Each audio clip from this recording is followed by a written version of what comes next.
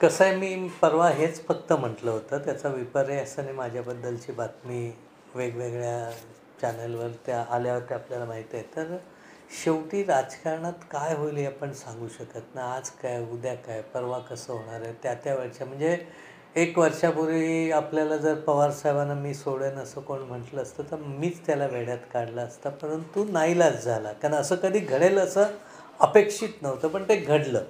त्या घडल्यावर आम्ही दादांबरोबर गेलो, कारण आम्हालाही माहीत नव्हतं. अचानकपणे एकदा त्या फोर्समध्ये गेलो, एकदा विश्वास पडल्यानंतर कधी त्यात नुकसानीची चिंता केलेली नाही. त्यामुळे उद्या काय होणार आहे हे सांगू शकत नाही. पण ही पवार फॅमिली एक वेगळी फॅमिली आहे, वेगळ्या पद्धतीची फॅमिली आहे.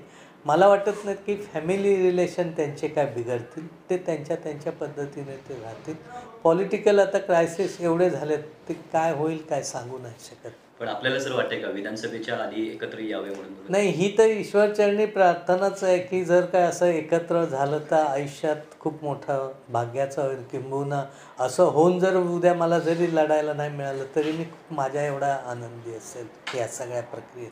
त्यामुळे म्हणजे असं उद्या कधी एकत्र येणार असतील आणि मग त्यांचं आलेल्यांचं काय करायची अशी वेळ आली तर तो त्या वेळचा भाग आहे.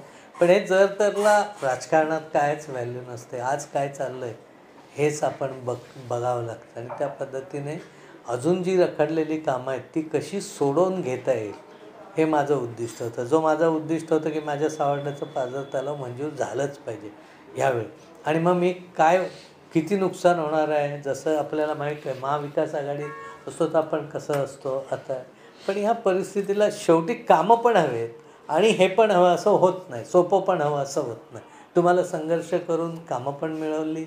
आता त्याच्या पुढच्या गोष्टीच आहे. म्हणजे लोकांना कसं आहे, दादा कामाला हवा आणि आत्ता निवडणूक आल्यावर ते फायद्याचं नाही म्हणून त्याला सोडा, असं काय आपलं होणार नाही.